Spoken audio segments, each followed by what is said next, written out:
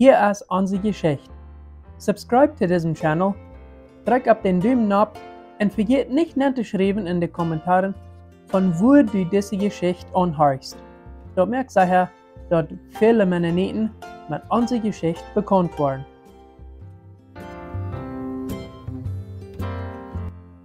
Geschichten uit onze Geschichte Nummer 6. Ditmal nach Meier von Wort an einem mennonitischen Dorf in Chihuahua an einem Verlafnistag passiert. Und dann wurde davon, wurde Brütlied no ihrem Verlafnisfast, durch ihre sogenannte Brütliedswerk damals deuten auf eine mennonitische Siedlung in Chihuahua. Ich erinnere mich noch gut, dass ich und meine jüngere Geschwister, als ich 1940 ein 12 Jahre jung war, wenigstens zweimal bei Cornelius J. Martens auf Verlafnisse zu Ohenkost sein können, weil es unsere Eltern da auch waren. Einmal im Februar und einmal im Juli. Cornelius J. Martens, ihre älteste beiden Mädchen, befrieden sich beinahe 5 Monate im Jahr 1940. Und ich weiß noch, dass wir 12 und 13 Jahre Jungs noch nicht mit der Jugendtaub an der Stove sein dürfen, wo die Jugend ihr Ovenverlafnis hält und dabei auch das sogenannte Kostleid sang. Aber wir kickten von Büten durch die Fenster an und hierden, wo die Jugend der Brütli dort Kostleid mit großer Begeisterung versang. Und wir sagen durch die Fenster, wo viele Jugendliche dabei auf den Bänken standen, um das besser zu sein zu kriegen, wenn die Brütlied sich küssen wurden, so schwind als die Wirt an dem Kostleid an dort abforderten. Jungs an meinem Alter haben das von Büten durch die Fenster ateljemal alle mit großem Interesse beobachtet auf die Ovenverlafnisse in Blumenort. Jugend und Kinder, groß und klein, wollen dort alle hören, wenn das Kostleid gesungen wird, und wollen dort, wenn das Abend mehrlich wäre, auch tau sein, wenn die Brütli sich küssten. Das wäre für die Jugend immer der Höchpunkt vom Verlafnis. In scheinbar hat das Kostleid bis 1940 immer am Frieden gesungen worden können, auf Ovenverlafnisse, nicht mal in Blumenort, aber auch an einige andere mennonitische Dörfer in Mexiko. Aber dann, vielleicht fängt das all am Herbst 1940 an, aber so als ich das beholen habe, dann wird die Jugend in Blumenort, das Kostleid auf Ovenverlafnisse zu singen, von 1941 an von den Vaters im Dorf ganz aufgesagt, weil es der Älteste und etliche andere uns dort aufgesagt haben wollen. Ich erinnere mich noch klar daran, wo dort 1941 bei unseren Nobers, bei Abraham Janssens, auf dem Ovenverlafnis sehr heit herging. Die Blumenursche Jugend und auch die Blumenthalsche Jugend wussten all vor diesem Verlafnis, dass die Blumenursche Vaters an mal das Kostleid zu singen streng verbieten wollen. Abraham Janssens, ihre älteste 2 Mädchen, befrieden sich 1941 beinahe 7 Monate. Weil es der Brigam von Blumenthal war, kamen auch viele Jungs von dort zu diesem Ovenverlafnis. Wie die Jungs an meinem Alter möchten auch all, dass es auf diesem Ovenverlafnis was Großes geben kann. Aber wir waren noch zu jung, um den Mann sein zu dürfen. Und als der Abend anfang und sehr viele große Jungs sich bei unseren Nobers versammelten, dann vertrauten wir uns noch nicht einmal von dicht bei zu beobachten, was da passieren wird. Aber wir beobachten, als das Ovenverlafnis anfangen soll, alles geht von dem Bett wieder auf. Und dabei wird uns das bald sehr klar, dass die vielen Vaters, wenn dort mal gekommen wären, sich entschieden vorgenommen haben, die Jugend mal nicht das Kostleid singen zu lassen. Und auch, dass die Jungs haben sich vorgenommen, dass sie das Lied doch singen würden. Und als der Kampf zwischen den Jungs und den Vaters anfängt, dann wird wie 13, 14 Jahre Jungs uns all sicher nicht von dicht bei zu beobachten, was dort an diesem Abend alle geben wird. Und als das erst sehr heit war zwischen Jungs und Vaters, dann verschwang wie junge Jungs all lieber ganz. De meeste von uns gingen dann all lieber nach Huis. Dann wir wussten ganz sicher, wenn wir durch ein klein Beet zu dicht bei, die sehr abgereihte Voders kommen würden, dann wären wir entschieden noch am Trouble. Dann würden unsere Voders uns streng beiden Fuß nach Huis zu gehen. Dann het ging door sehr heit her zwischen de Voders und de grote jongens. En eer des Abend de grote Konflikt zwischen de jongens und de Voders in eingenomen had diese ganze Sache de Jugend, besonders de jongens, sehr angeeuert. Viele jongens wären von ihren eigenen Voders und von anderen Oomtjes sehr streng behandelt worden, einige wären sogar physisch bestraft worden. En dat hat veel en grote Betternissen met zich gebracht. En von diesem Abend an, wenn das mal weiter ein Verlaufnis geben soll an unserem Dorf, dann besorgten einige Jungs viel Schnaps und viele von ihnen kämen gut angedrunken zum Abendverlaufnis am Herzen zu haben, wenn die Vater schwerer verseken wurden, an das Kostlied zu singen oder vielleicht sogar ein Abendverlaufnis zu haben, aufzusehen oder zu verdorben. Aber bald wollen Brütli das Kostlied gar nicht mehr gesungen haben auf ihrem Abendverlaufnis. Dann an Wort von der Oms gesagt, dass wenn sie sich das Lied versingen lassen würden, dann würden sie an nicht rühren, würden an nicht an ihre Ehe bestätigen. Ja, das scheinbar da, dass wenn ein Brütpaar sich hat, das Kostlied versingen gelassen, auf ihrem Abendverlaufnis, dann mussten sie die Oms erst an Verzeihung bitten, sie getrüht oder an ihrer Ehe bestätigt worden können. Diese strenge Handlung von den Oms, der hat damals nicht nur die Jungs, aber auch manchen Vater noch sehr angezeugt. Als bei Jakob I. Wahlen an Blumenort im August 1941 Verlaufnis war, dann sang die Jugend, das Brütpaar doch noch war das Kostlied fair ab ihrem Abendverlaufnis. Scheinbar wohl Onkel Wahl nicht war da so einen großen Abruhr merken mag die Jugend. Dann er leidt an ihrem Heim ein Fredeljet und Verlaufnis haben und sie dann dort auch nicht auf, dabei das Kostlied zu singen.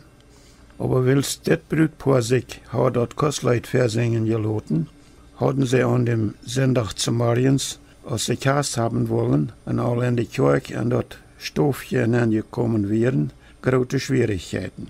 Die Oms stellten das Brütpaar dort zur Rede und sehten an, je wussten dort, dass wenn ein Brütpaar sich das Kostlied versingen lassen würde, dann würden sie die Oms dafür erst matten um Verzeihung beten, ehe die an ihre Ehe bestätigen würden.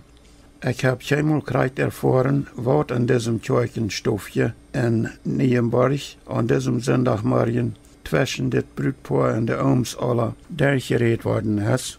Ich weiß bloß, dass die Versammlung in der Kirche all so ein bisschen anruhig wird, wie es das so lang geht, bis die Brütlied in die Kirche ankommen. Aber als die Brütlied die Oms um Verzeihung gefragt haben und alles durchgeredet worden wäre, dann kamen sie doch endlich in die Kirche an. Aber nachher haben diese jung befriedete Lied gesagt, wir in den großen Abruhr im Kirchenstofje, wie während unserer Ehebestätigung noch so abgerecht, dass wir gar nicht recht unsere Gedanken dabei holen können. Als die Jakob I. Wahl Familie an diesem Sonntag von der Kirche nach Hause gekommen war und ihre junge Lied verteilt hatten, woran das so lange gedauert hat, bis Oms und Brütlied an die Kirche angekommen wären, und wo streng die Oms an vergenommen hatten, während sich das Kostlied versingen lassen, dann hat Onkel Wahl ein Wort von seiner Familie zu seiner jungen Lied gesagt, jü und jüne Ehe bestätigen, dort hat sicherlich auch noch ein uitwärtiger Prediger getan. Und dort meint ein anderer Wirt, ich würde während dieser Sache nicht, so es dort in einem einfachen Plattdeutsch gesagt wird, aufgebracht haben. Ich habe, ehe ich diese Geschichte verteilt, nach Wahlenkänger gefragt, ob ich das verteilen darf. Und sie sagten ja. Das Kostlied ab Abendverlaufnisse singen, so streng zu verbieten, das hat damals sehr viel Euernis, Bitternis und Verwirrung verursacht, nicht nur manch die Jugend, aber auch bei vielen Älteren.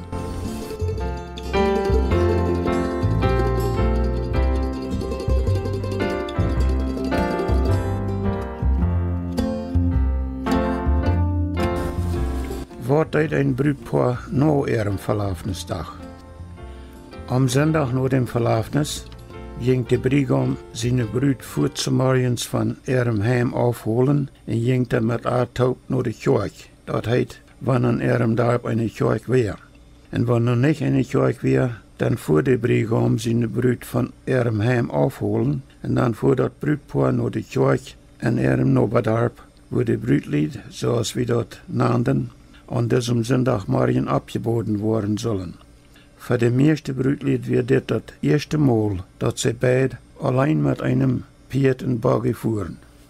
De Brutlied gingen, wann sie bei der Kirche gekommen wären, en dat Stäfje, oder Stofje, in dem Kirchengebiet nennen, wo ein Kreiklick ja ein Eberlicht von dem Prediger und Versingerstäfje. Da binnen sollten sie, bei der Versinger an die Kirche gingen, und wenn die Sänger gingen, dann ging das Brutpaar Fuß hinger an die Kirche an, die Brut vorab und der Brigam hinger seine Brut. Sie gingen bei den Gang zwischen den Mannen früher Sieden, und die Brut sah sich an der früher Sied auf dem Gang eng von einer Bank an, und der Brigam auf dem eng von der Bank klickt ja in Eva an der Mannen sieht.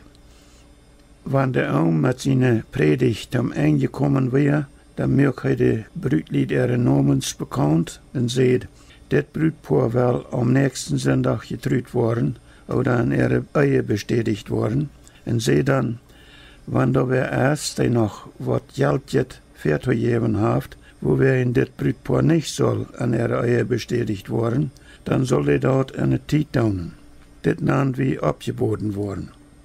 Und wenn die Versammlung dann dort Schlusslied sang, dann ging das Brutpaar zu der eng der aus die Kirche rüt und ging oder fuhr dann nur dem Brigam seine Eltern zum Mittag. Dort spazierten sie den ganzen Nachmittag. Zu abends gingen sie meistens noch wem von ihren Gesellschaftsschwestern oder Gesellschaftsbrüder, das heißt verleibte jugendliche Paaren, besuchen. Am Ende von diesem Sonntagabend ging oder fuhr der Brigam mit seiner Bruttaub erst bei ihrer Heimat, brachte er bei Tüs, nahm Aufscheid von ihr und ging oder fuhr trägt nach seinem Tüs, wo noch an seine Eltern heim war. Wie, die wir auch lange in Kanada wohnen, wir sind dort all gewarnt geworden, dass unsere Kinder, wenn die sich befreien wollen, mit Antaub keine Verlafnisfaste feiern. Wir feiern durch jeden mit Antaub ihren Chastungstag. Und wir stellen für unsere Kinder, das heißt für einem verleibten Paar all vor ihrem Chastungstag, die sogenannten Showers an, wenn das bekannt geworden ist, dass die sich befreien wollen. Und wenn ihre Verwandte und Freunde zu den Showers kommen, dann bringen die dem verleibten Paar ihre Poltergeschenke. Andere Verwandte und Freunde bringen dem Brutpaar diese, wenn sie zu ihrer Chast kommen. Aber bei uns in Mexiko schafft das Poltergeschenke geben, wenigstens an unserer Zeit ganz anders. Dort kriegen die Brütli diese Geschenke an ihre Brütli-Zweck, wenn sie ihre Freunde und Verwandte besuchen kommen. Und an diese sogenannte Brütli-Zweck fuhr ein Brutpaar von Montag zu morgens an, wenigstens für 3 oder 4 Tage bei ihren Tantes und Onkels und anderen Dörfern spazieren. Und so abends spazierten sie meistens bei ihren Onkels und Tantes am Dorf. Oder auch bei ihren Freunden, bei Gesellschaftsschwestern und Brüdern. Und dann wurden die Poltergeschenke von ihren Freunden und Verwandten meistens dann gegeben, wenn sie aus Brütlied wo spazierten. Das Brutpaar musste an ihre Brütlidzweig auch nach dem Predigerhahn fahren oder Hahn gehen, wo er am kommenden Sonntagmorgen in ihre Kirche, das heißt in der Kirche, wo sie in ihre Ehe bestätigt worden wollen, predigen soll. Sie mussten diesem Prediger persönlich und offiziell fragen, ob er wirklich wir an der nur der Andacht zu oder an ihre Ehe zu bestätigen. In unserem Fall wird das Prediger meine Brut, ihr Onkel, Franz Dick in Rheinland. Dieser Onkel und Tante besucht wir als Söhne und früher dann bei dieser Gelegenheit, ob er wirklich wir die Trauhandlung am kommenden Sonntag in der Nienburg-Kirche für uns zu haben. Manchmal wären mehr als ein Brutpaar in der Kirche, verwonnen de prediger de Trühandlung zu gleicher Zeit holen muss. Auch an dem Sonntag, als unsere Trühandlung in der Nienburg-Kirche war, wird noch ein zweites Brüdpaar und an der Ehe bestätigt wird. Und dort wären Peter Reimers Cornelius und Peter Neufels Elena, beide von Nienburg. An dem Sonntagmorgen, wenn das Brüdpaar ihre sogenannte Kast senden soll, wenn sie ihren Ehebund schließen wollen oder wenn der Ohm an ihre Ehe bestätigen will, dann ging das Paar weiter an das Kirchenstofje, dem Versinger ein Ohmsstofje in übersetzen, aber die Sänger an die Kirchen angingen und gingen auch weiter hängen die Sänger an die Kirchen an. Aber das Mal sahen die Brüdlied sich taub, das heißt, aneinander für die Kirchenkanzel ob die Verein registrierte Stelle haben. Und da saßen sie durch die ganze Andachtszeit. Und wenn die Sonntagmorgen Gottesdienst aufgeschlossen worden wäre, dann fängt das Brüdpaar oder für die Brüdpaaren ihre Kast oder die sogenannte Trühandlung-Verein an. Der Prediger trug eine kurze Predigt vor, wo das Brüdpaar oder die Brüdpaaren darüber belehrt, was ihre gegenseitige Verpflichtungen sein würden an ihrem Eheleben. Und dann stellt er die Brüd in den Bräutigam bei der Frau. Ob sie daraufhin freiwillig an ihrer Ehe bestätigt worden wollen.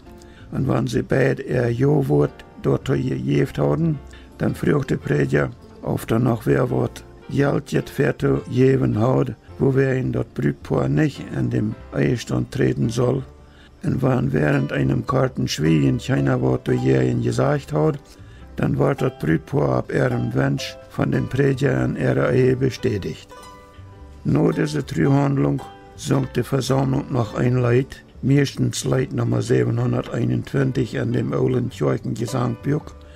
Geschlossen ist der Ehebund vor dir, o Herr, mit Herz und Mund. Und wenn 2 oder 3 Versen gesungen worden wären, dann standen die jungbefriedete Lied ab und gingen noch weiter, durch den Eng der uit die Kirche rüht.